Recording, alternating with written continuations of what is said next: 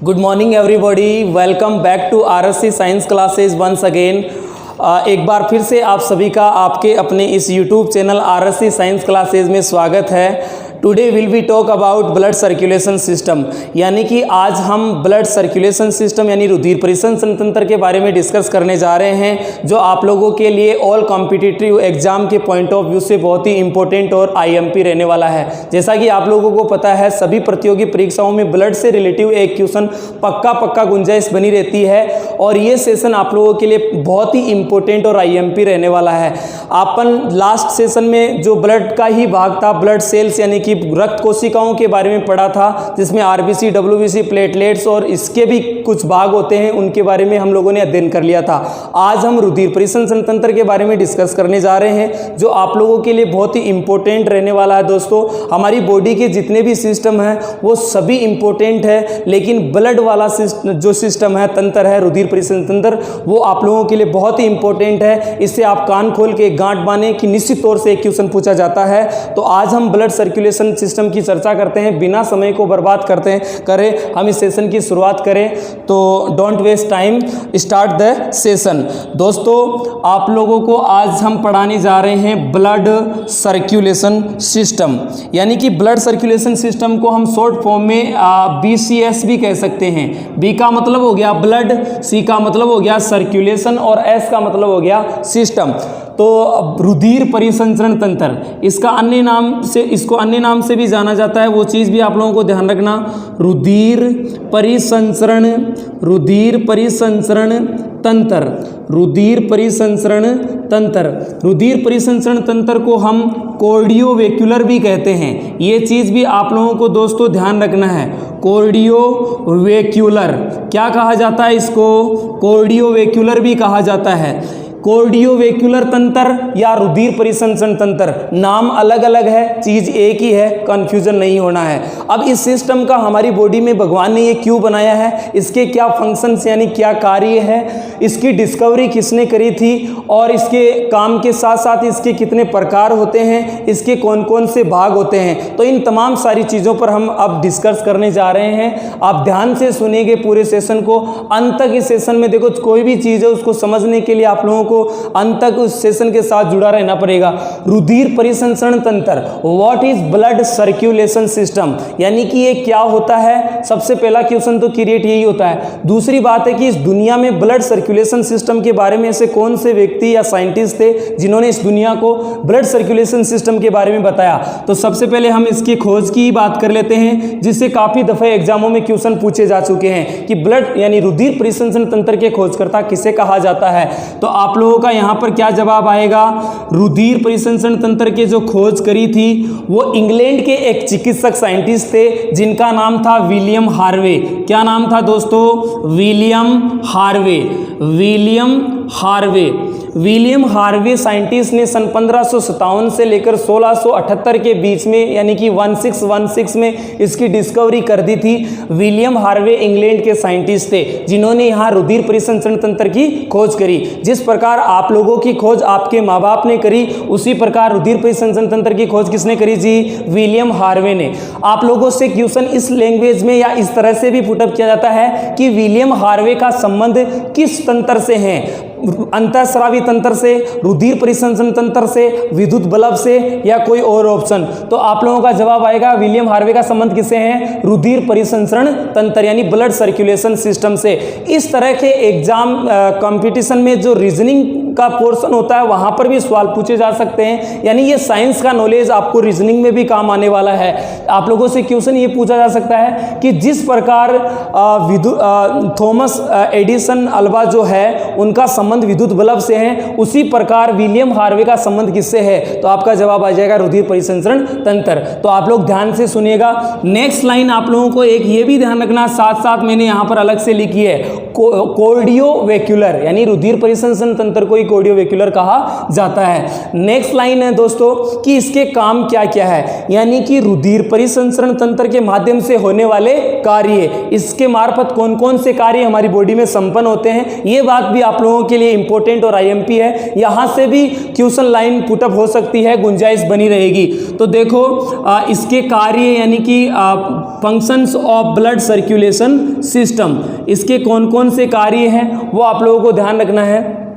सबसे पहला कार्य तो आप लोगों को ये ध्यान रखना है कि शरीर में पोषक तत्व, क्या बोला बच्चा, पोषक तत्व यानी जितने भी न्यूट्रिशन है, पोषक तत्व प्लस अपशिष्ट पदार्थों का परिवहन करना,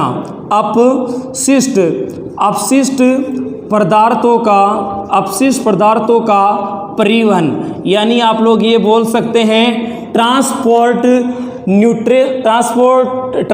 of nutrition and waste material, ये चीज़ आप लोगों को ध्यान रखना। दूसरा कार्य जो संपन्न होता है वो कौन सा होता है, शरीर में ऑक्सीजन, क्या बोला बच्चा, ऑक्सीजन प्लस कार्बन डाइऑक्साइड का परिवहन करना, कार्बन डाइऑक्साइड का परिवहन करना, यानी transfer of O2 and CO2, तमाम कोशिका और उत्तकों तक ऑक्सीजन और CO2 को पहुंचाने का काम भी इसी सर्कुलेशन सिस्टम के मार्फत होता है। नेक्स्ट काम आप लोगों को ये भी ध्यान रखना है कि हमारे शरीर में, नेक्स्ट काम इसका ये भी ध्यान रखना है कि हार्मोन को लक्षित उत्तकों तक पहुंचाना, transport to hormones the target tissues, यानी जहां इन जितने भी उत्तक होते हैं वहां तक हार्मोन्स के सेवन करने में भी ये हेल्पफुल होता है, सिस्टम काम करता है। तो आप लोग ये डायरेक्ट छोटा सा वर्ड ये लिख सकते हैं, हार्मोन्स का सेवन करना, हार्मोन्स के सेवन में भी ये काम करता है। और भी तमाम जितनी भी उपापचयी क्रियाएं होती है उन तक न्यूट्रिशन को पहुंचाना, उनमें भी इनका काम होता है। तो ये 3-4 इंपॉर्टेंट जो इसके काम है वो आप लोगों को ध्यान रखना है कि ब्लड सर्कुलेशन सिस्टम के मार्फत ही पोषक तत्वों व अपशिष्ट पदार्थों का परिवहन होता है, ऑक्सीजन प्लस कार्बन डाइऑक्साइड का परिवहन या O2 और CO2 का एक्सचेंज भी इसी के, आदान प्रदान भी इसी के मार्फत होता है, और हार्मोन्स का सेवन भी इसी तंत्र के मार्फत किया जाता है या होता है। तो इतनी सारी तमाम चीजें आप लोगों को अभी ध्यान रखना है इसमें। नेक्स्ट लाइन ये होती है कि how many types of blood circulation system, यानी रुधिर परिसंचरण तंत्र के कितने प्रकार का होता है या ये है। तो there are 2 types of blood circulation system, यहाँ प्राणियों में, जीवों में 2 प्रकार के ब्लड सर्कुलेशन सिस्टम पाया जाता है जिस पर हम डिस्कस करने जा रहे हैं। तो अभी तक इतनी चीज आप लोगों को ध्यान रखना है, रुधिर परिसंचरण तंत्र को कार्डियोवैस्कुलर भी कहा जाता है, खोज इसकी विलियम हार्वे ने करी थी, और कार्य इसके पोषक तत्व व अपशिष्ट पदार्थों का परिवहन करना और ऑक्सीजन व कार्बन डाइऑक्साइड को तमाम टिश्यूज और सेल्स तक पहुंचाना, हार्मोन्स का सेवन करना। तो इतनी बात क्लियर है। नेक्स्ट बढ़ते हैं। नेक्स्ट है कि BCS जो ब्लड सर्कुलेशन सिस्टम है ये कितने भागों में बांटा गया है, ये चीज भी आप लोगों के लिए इंपॉर्टेंट है। तो प्राणियों में 2 प्रकार का ब्लड सर्कुलेशन सिस्टम पाया जाता है। हम पढ़ रहे हैं ब्लड सर्कुलेशन सिस्टम। देखो इसके टाइप की बात आती है ब्लड सर्कुलेशन सिस्टम की, तो कितने टाइप का होता है, टाइप इट मीन्स प्रकार, तो 2 प्रकार का होता है। एक तो ब्लड सर्कुलेशन सिस्टम होता है यानी कि खुला, इसको आप लोग खुला रुधिर परिसंचरण तंत्र कह सकते हैं, और दूसरा होता है बंद रुधिर परिसंचरण तंत्र, यानी कि ओपन ब्लड सर्कुलेशन सिस्टम और क्लोज ब्लड सर्कुलेशन सिस्टम। एक होता है खुला रुधिर परिसंचरण, दूसरा होता है बंद रुधिर परिसंचरण तंत्र। आप लोगों को इसमें एकदम सिंपली ध्यान रखना है कि जिन जीवों के शरीर के में डायरेक्ट ब्लड सेल्स और उत्तक के संपर्क में होता है वो खुला रुधिर परिसंचरण तंत्र कहलाता है। क्या बोला जी, कि डायरेक्ट यानी ब्लड जो होता है, ब्लड सीधे उत्तकों के संपर्क में होता है, उसको हम कौन सा कहेंगे, खुला रुधिर परिसंचरण तंत्र। क्या कहेंगे, खुला रुधिर परिसंचरण तंत्र, खुला रुधिर परिसंचरण तंत्र उसको कह देंगे। जैसे फॉर लाइक एग्जाम्पल, कौन कौन से ऐसे जीव है जिनमें खुला रुधिर परिसंचरण तंत्र पाया जाता है। एग्जाम्पल के तौर पर हम बात करें फॉर लाइक एग्जाम्पल, तो एग्जाम्पल में आप लोगों को ध्यान रखना, जैसे मकड़ी होता है, मकड़ी में खुला रुधिर परिसंचरण तंत्र पाया जाता है बच्चा। दूसरी हम बात करें कीटों में भी क्या खुला रुधिर परिसंचरण तंत्र पाया जाता है। लाइक कॉकरोच में भी किस प्रकार का पाया जाता है, कॉकरोच में भी खुला रुधिर परिसंचरण तंत्र पाया जाता है।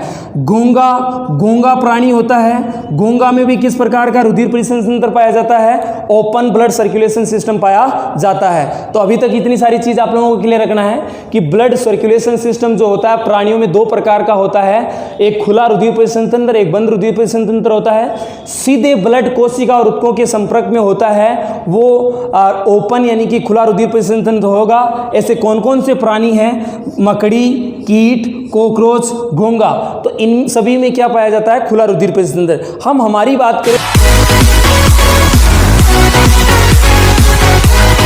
करें मनुष्य की, यानी कि मानव में किस प्रकार का रुधिर परिसंचरण तंत्र पाया जाता है, तो हमारे डायरेक्ट टिश्यू और सेल्स के ब्लड संपर्क में नहीं होता है, वो रुधिर वाहिनियों में रुधिर बहता है। हमारे में बंद दोहरा विकसित रुधिर परिसंचरण तंत्र बच्चा पाया जाता है। तो उसकी भी हम बात करते हैं। जितने भी विकसित प्राणी होते हैं, कशेरुकी प्राणी होते हैं, मोलस्क का जीव होते हैं, उन सभी में बंद रुधिर परिसंचरण तंत्र पाया जाता है। कई दफे एग्जाम कॉकरोच से निकल चुका है एग्जामों में क्वेश्चन कि कॉकरोच में किस प्रकार का रुधिर परिसंचरण तंत्र पाया जाता है, बंद, दोहरा और खुला। तो आप लोगों को ध्यान रखना, खुला रुधिर परिसंचरण तंत्र पाया जाता है। आगे बात करते हैं दोस्तों, तो दो प्रकार के रुधिर परिसंचरण तंत्र यहाँ पाए जाते हैं। इस चीज को आप लोगों को बढ़िया तरीके से क्लियर रखना है।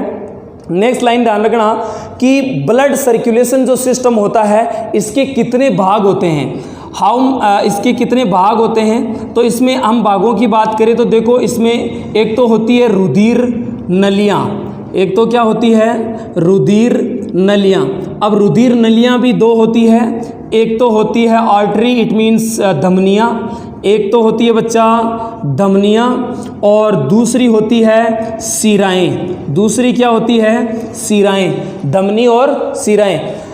तो इसमें भागों में हम बात करें, नेक्स्ट भाग जो होता है खुद रक्त यानी कि ब्लड भी रुधिर परिसंचरण तंत्र का ही भाग होता है। नेक्स्ट हम बात करें तो हृदय यानी कि कार्डियो, हार्ट यानी हृदय, ये भी इसी का ही भाग होता है और लसिकाएं भी इसी का ही भाग होती है। तो बहुत सारी इसके भाग है जो 1 बाय 1 करके हम आप लोगों को डिस्कस करेंगे।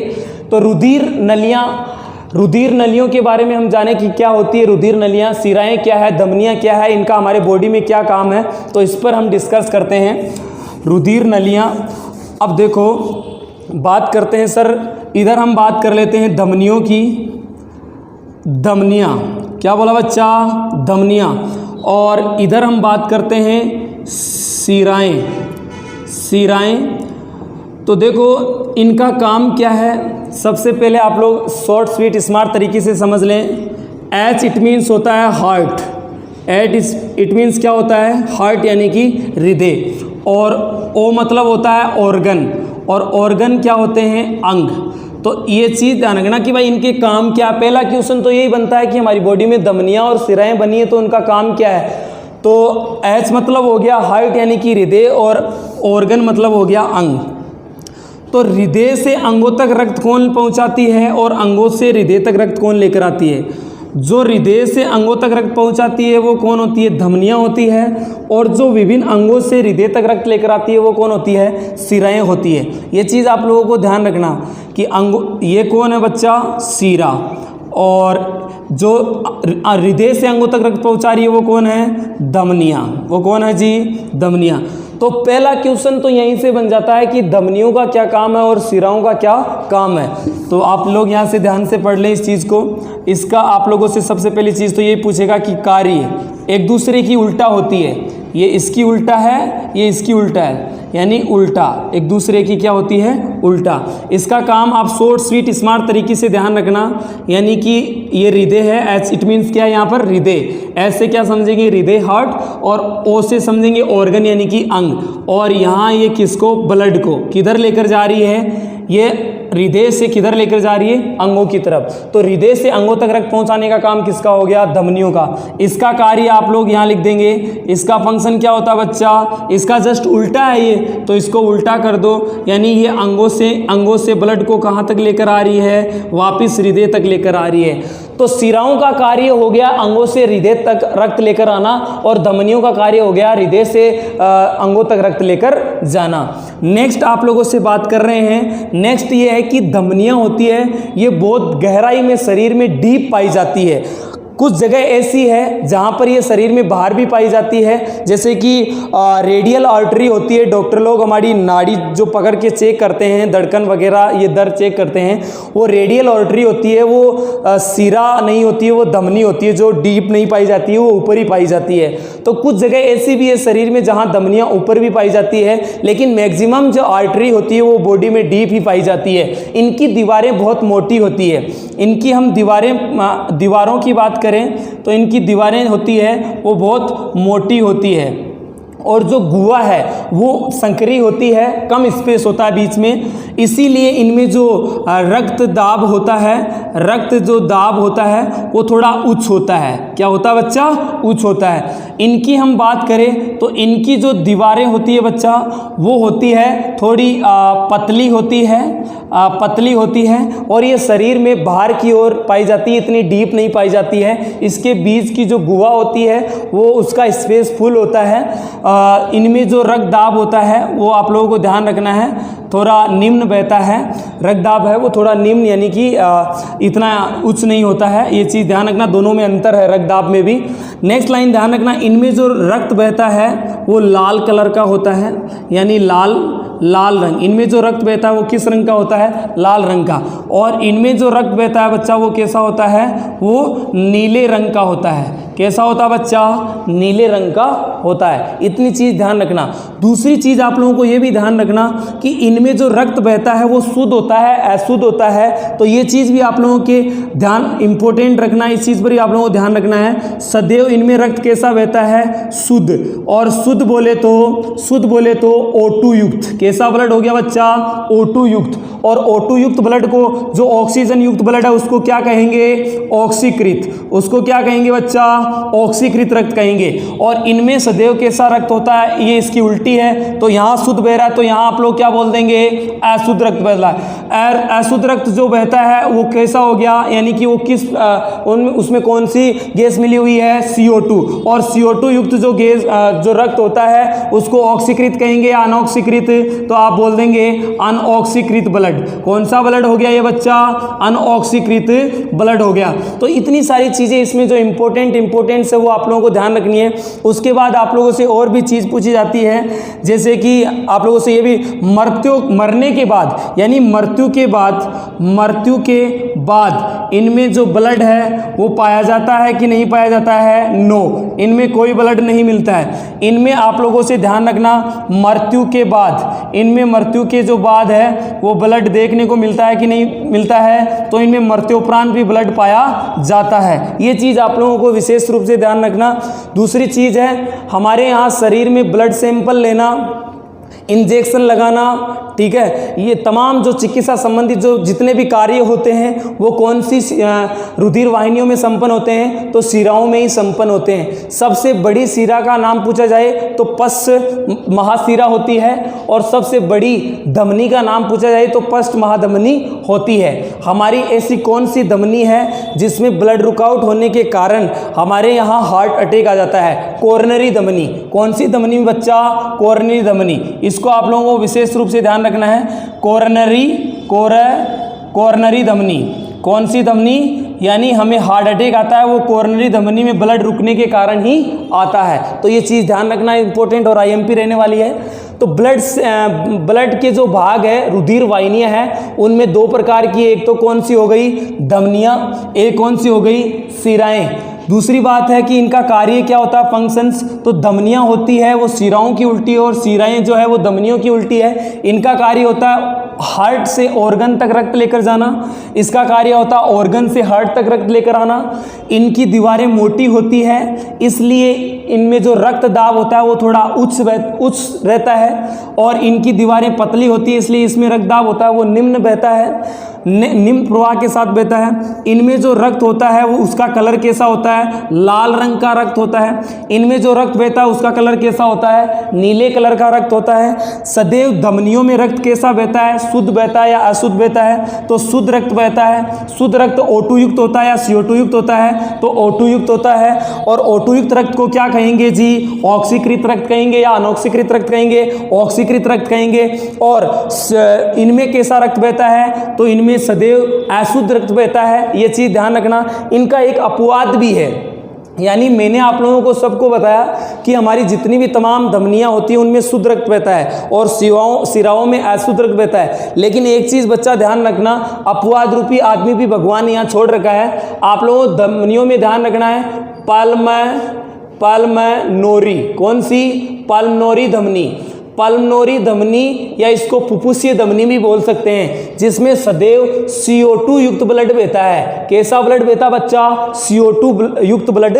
बहता है, और इसमें शुद्ध बहेगा। इसमें पल्मनोरी धमनी है इधर, और इधर हो जाएगा पल्मनोरी सीरा, यानी पल्मनोरी सीरा में तो कैसा रक्त बहता है, शुद्ध, और पल्मनोरी धमनी में कैसा बहता है, अशुद्ध। ये दोनों अपवाद रूपी आदमी है, इनको भी ध्यान रखना है। ब्लड सर्कुलेशन सिस्टम, तो ये आप लोगों के ब्लड की जो रुधिर वाहिनियां होती है ब्लड सर्कुलेशन सिस्टम की, वो क्लियर है। अब इनमें बहता क्या है, इनमें ब्लड बहता है, तो ब्लड की भी हम चर्चा करने जा रहे हैं। उससे पहले मैं आपको ब्लड सर्कुलेशन यानी जो परिसंचरण होता है उसकी डिस्कस यानी उसको समझ लेते हैं, उसकी चर्चा कर लेते हैं दोस्तों।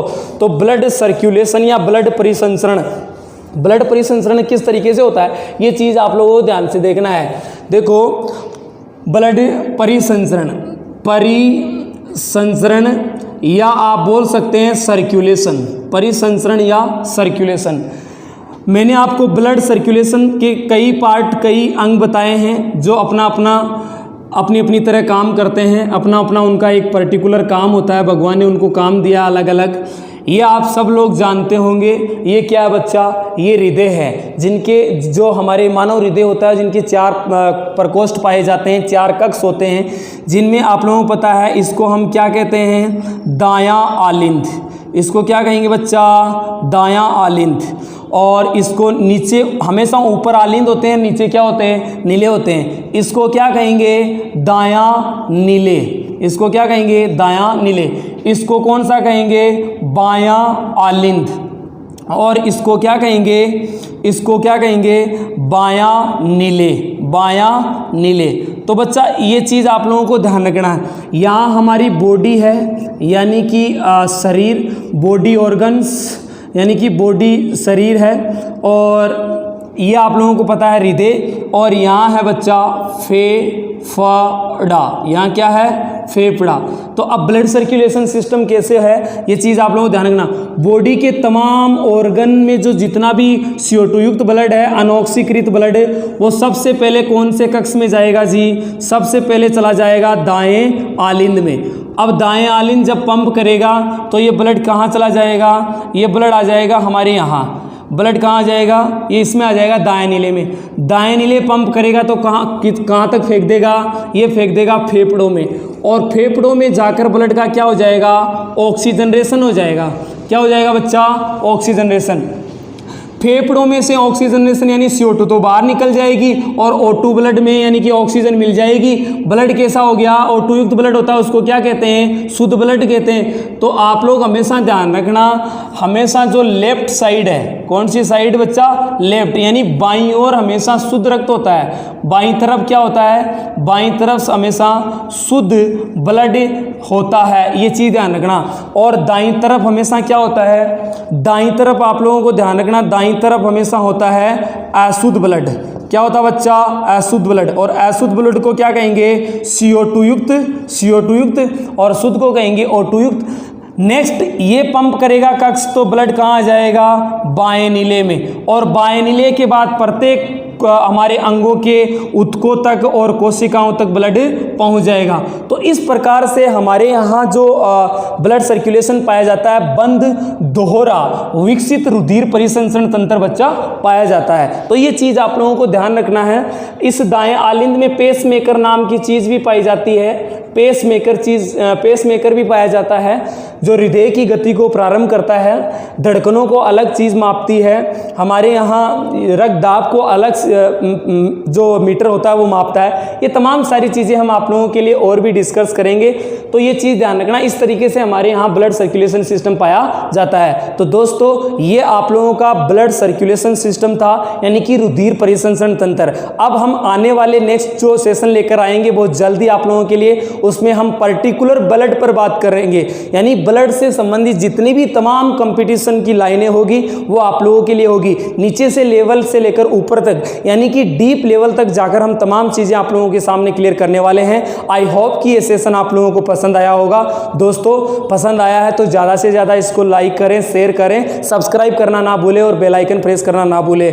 आप लोगों का धन्यवाद। जय हिंद, जय भारत।